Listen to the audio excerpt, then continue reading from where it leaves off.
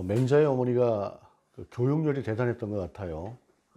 처음에 이제 아이를 데리고 이제 이사를 갔더니 거기가 이제 뭐 무덤이 많고 하는 그러한 곳이라 노상 주변에서 장사 지내는 소리, 곡하는 소리, 뭐 이런 것들이 많다 보니까 그 맹자가 그걸 따라 하더랍니다. 어린 맹자가. 그래서 이거 안 되겠구나 싶어서 그 다음에 이제 이사를 했는데 그 이사를 한 곳이 이제 시장에 가까운 곳이라 또 어린 맹자가 그 시장 가까운 곳에 이사를 갔더니 상인들이 뭐 사세요, 뭐 사세요 하는 소리를 그렇게 또 열심히 따라 부르더랍니다. 그래서 이것도 안 되겠다 해서 그 다음에 이사를 간 곳이 학교 근처였는데, 서당 근처였는데, 그곳에 갔더니 아이들이 공부하는 소리를 그렇게 열심히 따라 해서 그때부터 맹자에 대한 어떤 교육이 본격적으로 시작이 되었다라는 이제 이러한 얘기를 해요. 그러니까 자식의 교육을 위해서 그렇게 열심을 내고 또 이사까지 여러 번 다니고 했던 그러한 맹자의 어머니를 이제 들어서 맹모 삼천지교다라고 하는 이야기를 하죠. 오늘이 어린이 주일이기도 합니다. 어린이 주일이기도 하고 한데 아이들을 그렇게 키우고 싶지 않아서 그렇게 못 키우는 사람은 아무도 없겠죠. 상황이나 형편이라고 하는 것이 되지 않다 보면 마음은 있어도 마음이야 뭐 좋은 교육도 당연히 시키고 싶고 하겠지만 그렇게 되지 못하는 경우들도 있습니다. 아이들 교육만 그런 것이 아니라 사람의 인생이라고 하는 것도 비슷하지요. 사람이 살아가면서 모든 일이 그 큰 일 없이 무난하게 뭐 일이 뭐 전혀 없는 삶은 없겠지만 그렇게 지나가게 되면 사실상 신앙도 어떤 면에서 보게 되면 크게 위기를 맞이하게 되지는 않습니다. 그런데 살다 보면 그렇게 되질 않지요. 큰 어려움이 닥치기도 하고 도저히 내가 상상하지 못했던, 생각하지 못했던 그러한 일들을 경험하게 되기도 합니다. 더군다나 하나님을 믿는다고 하면서 하나님과 함께 살아내는 삶이라고 하는 것이 하나님이 왜 나에게 이런 일들을 주실까 하는 이제 그러한 생각을 하게 될 때도 없지 않지요. 오늘 그 베드로서를 보게 되면 베드로서에 있는 정서적인 내용, 전체적인 내용도 그와 무관하다고 할 것입니다. 베드로전서는 흩어져 있는 유대인들, 그러니까 네로의 박해를 피하고 유대인들의 박해를 피하고 그리스도의 신앙을 지키기 위해서 사방 가운데 흩어져 있었던 그러한 그리스도인들을 두고 유대인 그리스도인들을 두고 쓴 서신이 이 베드로서입니다.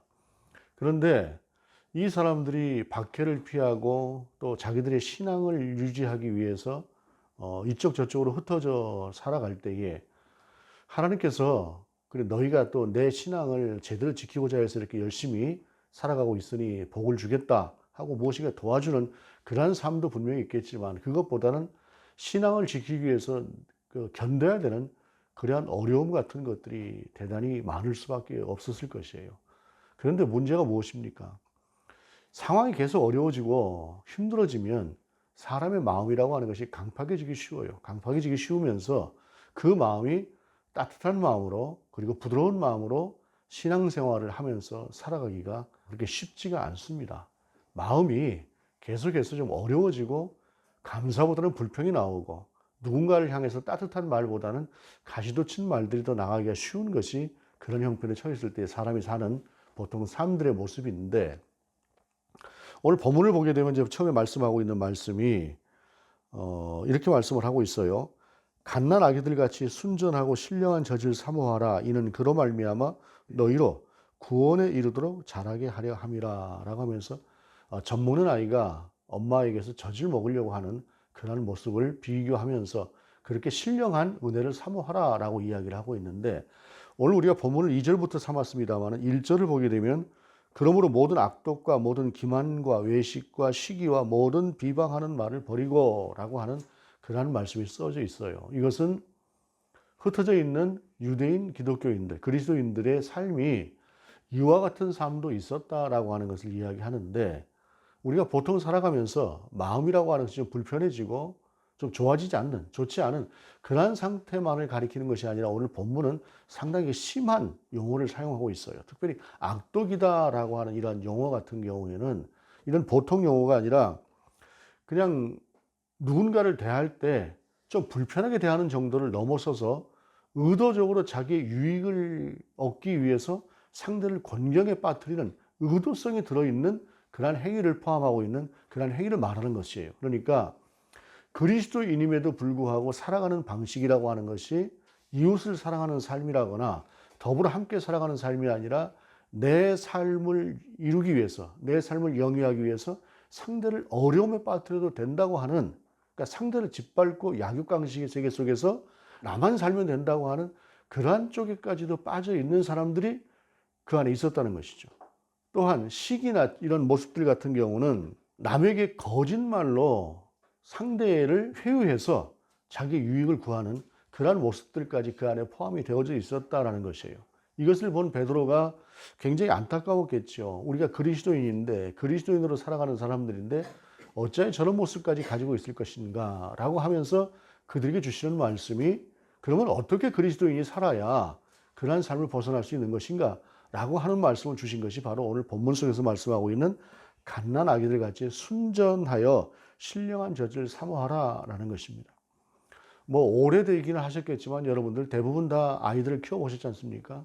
아이들을 키워보셨고, 특별히 신생아인 경우 같은 경우에는 태어나고 나면 밤새 젖을 여러 번 먹여야 되잖아요. 하니까 뭐 부모가, 엄마가 특별히 잠을 제대로 자지 못한 상태에서 계속해서 아이에게 젖을 먹입니다. 그런데 간혹 가다 보면은 이제 우리 아이는 잠을 잘 잔다고 그렇게 해서 밤새 젖을 안 먹이는 경우 같은 경우, 그런 경우도 간혹 있긴 있습니다만, 그건 아이가 순하다기보다는 사실은 그 아이에게 그렇게 좋지 않은 그러한 모습이기도 해요. 신생아 때는 적어도 뭐 2시간, 3시간 안에 젖도 먹이고 분유도 먹이고 해야 그 아이가 잘 자라는 것이죠. 그와 같은 것처럼 신령한 젖을 사모하는 것처럼 신령한 하나님의 은혜, 예수 그리스도의 은혜를 사모하라라는 것입니다. 그렇게 해야 너희가 구원에 이르도록 자라게 할 수 있다라고 하는 것을 본문은 말씀하고 있는 것입니다. 아이가 안 먹으면 안 자라요. 마찬가지로 신앙생활을 하는 사람도 하나님 앞에서 신령한 젖을 사모하면서 하나님의 은혜를 사모해야 그게 자라가는 사람이 되는 것이지, 그렇게 되지 못한다는 것입니다. 그러면서 베드로는 악독이나 시기나 분쟁이나 이러한 삶을 살아갈 때에 너희가 힘들겠지만, 그러나 힘들어서 그러겠지만 그러나 그렇게 살아서는 안 된다. 그리고 그것을 벗기 위해서 필요한 것은 무엇이냐? 이것을 내려놓겠다는 생각, 이런 것도 중요하겠지만 더 중요한 것은 하나님의 복음을 사모하는 마음으로 하나님께로 나아가고 하나님의 은혜 가운데 들어가는 것이 너희에게 필요한 것이다 라고 하는 것을 이야기하면서 신령한 젖을 사모하라. 아이가, 갓난 아이가 젖을 달라고 항상 울고 보채고 하는 것처럼 그렇게 너희도 하나님 앞에서 그렇게 매달리고 살아야 된다라고 하는 것을 이야기하고 있는 것입니다. 그러면서 본문 4절을 보게 되면 사람에게는 버린 바가 되었으나 하나님께는 택하심을 입은 보배로운 산돌이신 예수께 나아가라고 하면서 예수님께로 나아가라고 말씀하고 있는데, 이 산돌이라고 하는 표현이 산에 있는 돌이 아니라 살아있는 돌이라는 말이에요. 그래서 오늘 설교 제목을 산돌하고 리빙스톤 이렇게 제가 이제 제목을 달아놨는데, 살아있는 돌이라는 이야기입니다. 살아있는 돌. 이 살아있는 돌이라고 하는 것이 무슨 의미냐? 이 살아있는 돌은 메시아를 가리키는 것입니다. 그러니까 예수님을 가리키는 것이죠. 근데 우리가 생각할 때 왜 돌을, 산돌을 뭐 예수님이라고 이렇게 표현을 했을까라고 생각할 수도 있어요. 근데 우리가 이제 지금은 잘 쓰지 않는 용어이기도 합니다만은, 옛날에는 뭐 특별히 한 집안에서 장남을 보면서 자라나갈 때 장차 우리 집 대들보다라고 하면서 어른들이 특별히 장남 같은 경우, 기대주인 같은 경우에 그렇게 표현을 많이 하기도 했어요. 그러니까 대들보라고 하는 것은 무엇입니까? 들보라고 하는 것이 천장에 이렇게 가로로 이렇게 해놨지 않습니까? 근데 그 들보라고 하는 것을 떠받치는 큰 들보가 있어야 그 들보들이 안전하게 견딜 수 있으니까 그 기둥 위에 거기에다가 큰 들보를 가로질러게 세워놓는 것, 그것을 보고 대들보라고 이야기를 하니까 지붕을 떠받치는 대들보다, 그러니까 지붕을 떠받치는 온 집안을 또는 무슨 공동체나 단체를 떠받치는 그러한 사람이다라고 하는 것을 이야기할 때에 대들보다라고 하는 이야기를 많이 했어요.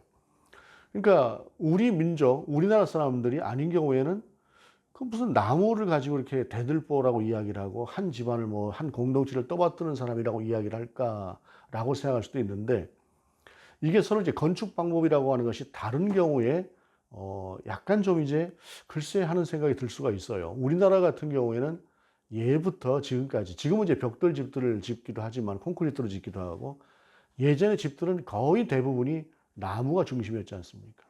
나무가 중심이 돼서 나무로 천장도 세우고, 그리고 좋은 집들 같은 경우에는 정말로 좋은 한옥집들 보기에는 나무로 이렇게 세워서 집을 지었어요. 그러다 보니까 우리는 대들보 이런 말들을 많이 사용을 하는 것이고, 유럽 같은 경우나 그런 경우를 보게 되면 주로 이제 돌들을 많이 써요. 화강암, 뭐 대리석 이런 것들로 집을 짓게 되는데, 그 집을 짓게 될 때에 그 집에 축을 맞추기 위해서라거나 집이 온전하게 구도를 잡을 수 있도록 무엇인가 받침을 낸다거나 하는 것들이, 그런 것들이 바로 이제 모퉁이 돌이기도 하고, 뒤에 나오는 그런 말들이기도 하고, 이제 그러한 돌이라고 하는 것들의 의미가 그렇게 쓰여지기도 하는데, 우리가 대들보 할 때 우리의 의식 속에, 우리의 전통 속에는 집을 나무로 지으니까 대들보라고 하는 표현을 한다고 한다면, 본문에서 이야기하고 있는 산돌이나 모퉁이돌 같은 경우는 바로 돌로 주로 집을 짓는데, 돌이 굉장히 중요하게 사용되는 곳에서 집을 지을 때 그 집을 떠받드는 역할을 하는,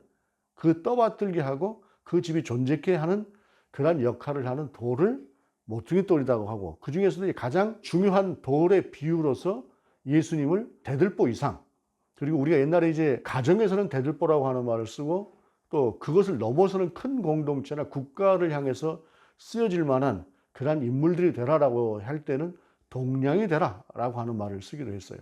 동량이라고 하는 말도 바로 건축에 필요한 목재들, 기둥과 들보들을 이야기하는 것인데, 오늘 본문에서 말씀하고 있는 모퉁이돌이나 산돌도 그런 의미로 보면 됩니다. 그리고 특별히 산돌은 예수님을 가리키는 말씀이에요. 그러니까 산돌이신 메시아이신 우리의 구주이신 예수님께로 나아가라 라고 하는 것이 오늘 본문 속에서 전하고 있는 그러한 말씀이다라는 것입니다. 그러니까 모든 악독이나 시기나 분쟁이나 이 모든 것들을 버리고 그리스도인다운 삶을 살 수 있는 방법은 바로 주님께로 나아가서 그 주님과 함께 만나는 삶을 살 때에 가능한 것이다 라고 하는 것을 말씀하고 있는 것이 바로 오늘 본문의 말씀이다라는 것입니다. 너희도 산돌같이 신령한 집으로 세워지고 예수 그리스도로 말미암아 하나님이 기쁘게 받으실 신령한 제사를 드릴 거룩한 제사장이 될지니라 라고 말씀하고 있는 것은, 주님께로 가야, 주님과의 가까운 교제가 이루어져야 그러한 일들이 이루어질 것이다 라고 하는 것을 본문 우리 가운데 전하고 있다는 것입니다. 그러면서 이어지는 말씀이 6절에 성경에 기록되었을 때 보라 내가 택한 보배로운 모퉁이돌을 시온에 두노니 그를 믿는 자는 부끄러움을 당하지 아니하리라 하였느니라 라고 말씀하고 있어요. 여기서 이제 모퉁이돌이다라고 하는 것은 헬라어로 아크로고니아이온이다라고 하는 단어인데, 이 아크로고니아이온이라고 하는 단어는 두 단어가 합성되어진 단어입니다. 하나는 아크로라고 하는 단어인데, 이거는 이제 높은 곳에 있는 것을 이야기해요. 우리가 이제 아크로폴리스라고 하는 말을 쓰죠. 높은 곳에 있는 도시라거나 그런 주택들. 그러니까 굉장히 좋은 것들을 이야기하는 것이에요. 또 이제 그 다음에 이어지는 이 단어를 합쳐서 높은 곳에 있는 좋은 것을 가진 그러한 것이다, 최상의 것이다 라고 하는 것을 이야기하고 있는 것인데, 고니아라고 하는 단어가 바로 이제 모퉁이, 그곳에서 집이 완전하게 중심을 잡을 수 있도록 딱 떠받치는 그러한 역할. 그러니까 대들보가 들보를 딱 잡아서 한 천장과 집을 온전케 하는 것처럼 모퉁이돌이라고 하는 것도 바로 이제 그러한 의미를 가지고 있다라는 것인데, 그분을 바로 이제 산돌이신 예수 그리스도를 가리켜서 그 주님 앞에서 함께 자라가라라고 하는 것을 말씀하시는 것이 본문입니다.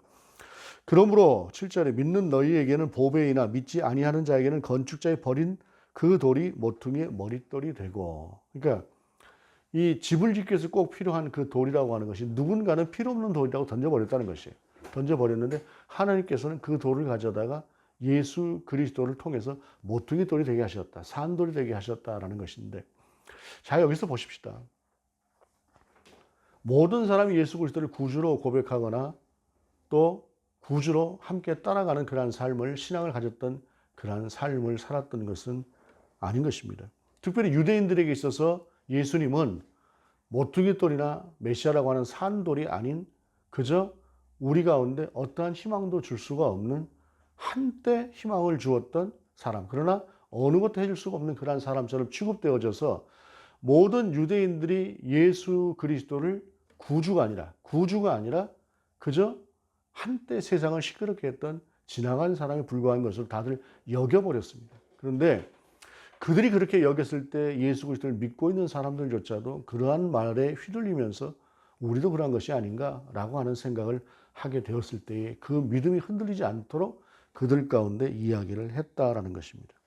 그들에게 너희의 믿음이 온전히 설 수 있도록 돌아보라라는 것입니다. 우리가 살아가는 세상도 마찬가지인 것 같습니다. 특별히 우리가 추구하는, 우리가 바라보는 그 믿음이라고 하는 것의 형태가 어떤 것인가. 제가 가만히 그런 것들을 생각을 해봐요. 한 40년 전 또는 한 50여 년 전, 그때 당시에 처음 신앙생활을 했던 그때의 모습과 지금의 모습, 그때 하나님을 향해서 그 간절하고 소망하고 나아갔던 그런 때의 신앙과 지금의 우리 신앙이라고 하는 것은 전혀 다른 그런 모습을 하고 있다는 것입니다. 하나님 없이도 충분할 것 같다라고 하는 사실을, 그러한 생각을 사실은 하고 있는 것 같은 그러한 측면을 많이 가지고 있는 것이 믿음이라는 것이죠.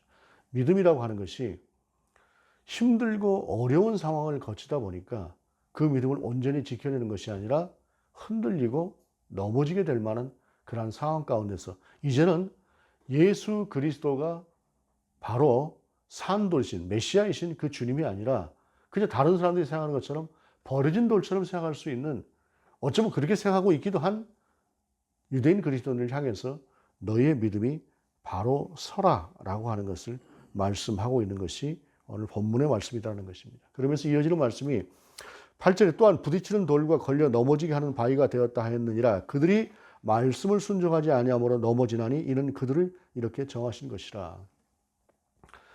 예수 그리스도를 그저 버려진 돌, 거치는 돌, 걸려 넘어지게 하는 돌, 이러한 돌 정도를 생각하고 있는 사람들, 예수를 안 믿는 유대인들의 생각이라고 하는 것은 그들이 순종하지 않았기 때문에 그렇다는 것입니다. 그들이 순종하는 사람으로 하나님의 말씀을 따라가는 사람들이었다고 한다면 그들은 이 땅에 오셨던 나사렛 예수 그리스도가 메시아라고 하는 사실을 분명히 알았을 것이다라는 것이죠. 그런데 그들이 그렇게 하지 못했던 것은 그들은 하나님 앞에 순종하지 않았다라는 것입니다. 하나님의 뜻이 아닌 자기의 뜻, 하나님의 생각이 아닌 자기의 생각, 하나님이 바라보고 나아가자고 하는 방향이 아니라 자기가 원하고 자기가 바라는 생각, 하나님께 유익이 되는 것이 아니라 자기에게 유익이 되는 그러한 것들을 추구하는 것으로 말미암아 그들에게는 예수 그리스도가 거치는 돌이요 넘어지게 하는 바위가 되었다라는 것입니다. 너희에게는 구원의 돌인 그 돌이 그렇게 되었다라는 것입니다. 그러면서 이어지는 말씀이 굉장히 쇼킹한 말씀이기도 하지요. 9절에 그러나 너희는 택하신 족속이요 왕같은 제사장들이요 거룩한 나라요 그의 소유가 된 백성이니 이는 너희를 어두운 데서 불러내어 그의 기이한 빛에 들어가게 하시니에 아름다운 덕을 선포하게 하려 하심이라. 제사장이라고 하는 것은 일반인들이 될 수가 없습니다. 제사장은 혈통을 따라서 반드시 레위 계통 속에서 또 특별히 구별된 그 혈통 속에서만 제사장이 나올 수밖에 없습니다. 그리고 그들만이 제사를 드릴 수가 있고 그들만이 하나님께로 나아갈 수가 있습니다. 그들 중에서 대제사장이 나올 수가 있습니다. 일반인들은 결코 제사장이 될 수가 없는 그러한 구조를 가지고 있는 것이 이때 당시에 유대교 문화였습니다. 그런데 오늘 본문은 말씀하시기를 너희가 제사장인데 그냥 제사장이 아니라 왕 같은 제사장이다라는 것입니다. 이것은 대제사장을 넘어서는 정말로 하나님 앞에 수시로 나아갈 수 있는 그러한 자격을 가진 너희들이다라는 것인데 적어도 이것이 이방인 그리스도인들에게는 그럴 수 있겠다라는 생각을 할 수 있었을지 모르겠지만 전통적으로 하나님 앞에 나아가는 것 자체가 제사장이 아니면 절대로 나아갈 수가 없다고 하는, 그래서 그냥 함부로 나아갔다가는 죽임을 당할 수도 있다라고 하는 그렇게 생각을 하고 있었던 사람들에게 너희가 왕 같은 제사장이라고 하는 이 말씀은 어마어마한 말씀인 것입니다. 제사장을 통하지 않고도 너희는 얼마든지 하나님을 만날 수가 있고 하나님의 자녀로 살아갈 수가 있는 것이다. 더 이상 성전이라고 하는 것을 통해서 하나님을 역사하는 것이 아니라 하나님을 믿는 너를 통해서 하나님이 역사하시는 것이다. 곧 그러므로 너라고 하는 존재 자체가 성전인 것이다 라고 이야기를 하는 것이에요. 성전은 하나님이 계신 것, 그래서 그 성전은 함부로 들어갈 수도 없는 것, 아무나 들어갈 수 없는 것, 그러한 곳이었던 그 성전이 이제는 아예 너희가 성전이다 라고 하는 말을 하고 있는 것이다라는 것입니다. 더 이상 성전의 시대가 끝나고 이제는 하나님과 직접적으로 너희와의 관계가 이루어진 것이다 라고 하는 것을 말씀하고 있습니다. 그러면서 10절에 보면은 너희가 전에는 백성이 아니더니 이제는 하나님의 백성이요 전에는 긍휼을 얻지 못하였더니 이제는 긍휼을 얻은 자니라 라고 하면서 백성이라고 하는 말로, 하나님의 백성이라고 하는 말로 이스라엘 유대인들 그리스도인들을 향해서 전하고 있습니다. 그런데 이 백성이다, 하나님의 백성이다라고 하는 이 말씀을 베드로가 했을 때에 이 말씀을 받아들이는 유대인 그리스도인들의 입장에서는 하나님의 백성과 함께 또 다른 것들을 생각했을 것입니다. 그것은 무엇이냐면은 그때 당시 세상을 지배하고 있었던 로마 세계의 시민이다 라고 하는 말과 함께 연결을 했을 것입니다. 왜냐하면 이때 당시의 시민이, 로마 시민이라고 하는 것은 쉽게 되는 것이 아니라 굉장히 어렵게 되는 것. 아버지가, 어머니가 동시에 함께 시민이어야 그 아들도 시민이 되는, 아니면 시민이 되는 길이라고 하는 것은 엄청난 돈을 싸들고 말하자면 매관매직을 하듯이 된다라거나 하는, 그렇게 해야만 시민이 될 수가 있는 그러한 존재. 그렇게 해서 시민이 되고 나면 그때부터는 그 사람을 대하는, 예를 들어서 정부라거나 공권력이라거나 하는 그 대상들의 시선과 대우가 전혀 달라지는 것입니다. 예를 들어서 로마 시민 같은 경우에는 법을, 무엇인가 어떤 재판을 받고 굉장히 내게 힘든 그러한 재판을 내가 받았다, 이 재판이 내가 도저히 이 재판을 받아들일 수가 없겠다 하게 되면 직접 황제 앞에 가서 재판을 받겠다라고 이야기를 할 수가 있는 것이 이때 당시 시민이 갖는 특권이었어요. 이 시민권을 받는 방법 중에 하나가 군인이 되는 것도 하나의 방법이었다고 합니다.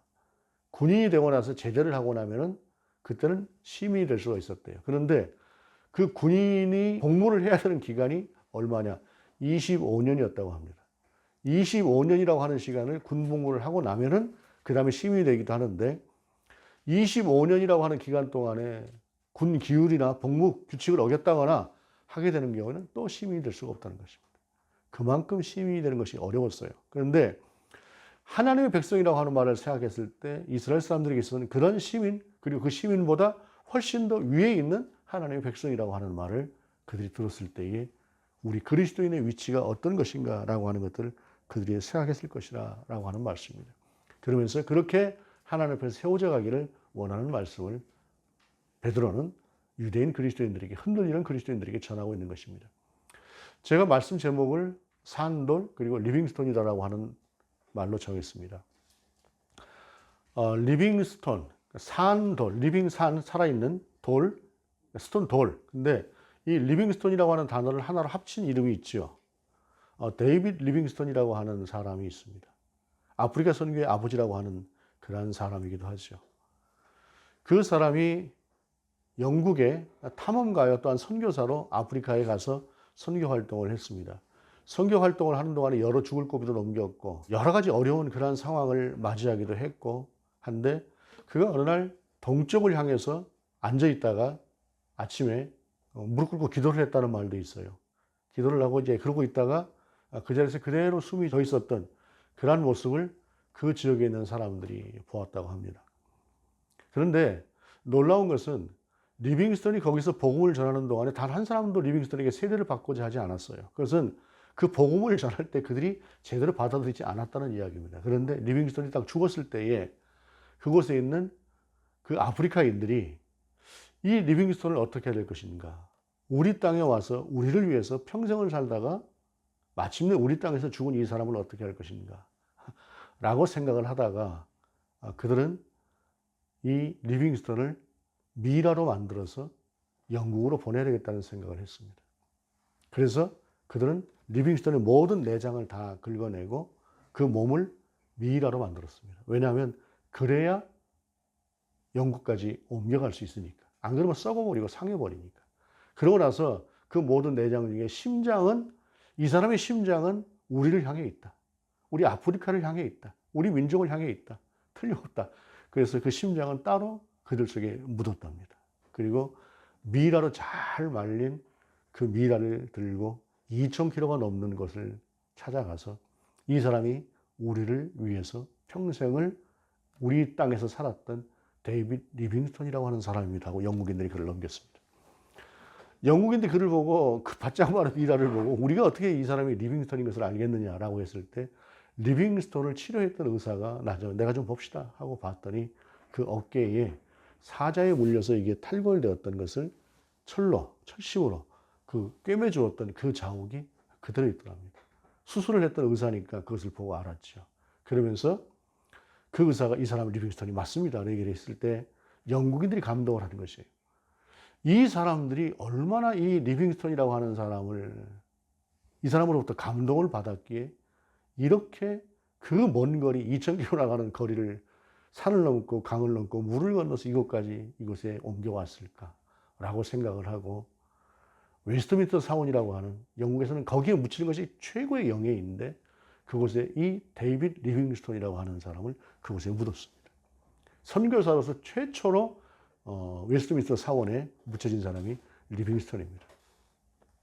산돌이신 주님을 따라가는 삶이라고 하는 것은 바로 이렇게 사는 삶이다라는 것이죠. 신앙생활하는 것이 그렇게 쉬운 세상은 아닙니다. 앞으로 어쩌면 더 그럴 것 같습니다. 어쩌면 우리는 이 본문 속에 나오는 베드로가 전하고 있는 흩어진 유대인들만큼이나 우리의 신앙을 지켜내는 것이 어렵고 여러 가지 상황, 핑계를 댈 만한 그러한 상황 가운데 들어갈 가능성이 높아질 수도 있을 것입니다. 그런데 여러분, 산돌이신 주님, 모퉁이 머릿돌이 되신 주님, 정말로 우리의 구주가 되시는 그 주님과 가까이 한다고 한다면 우리는 이 데이빗 리빙스턴만큼은 살지를 못해도 그래도 조금은 비슷한 어떤 면들을 우리의 삶을 통해서 보이며 살아갈 수 있을 것입니다.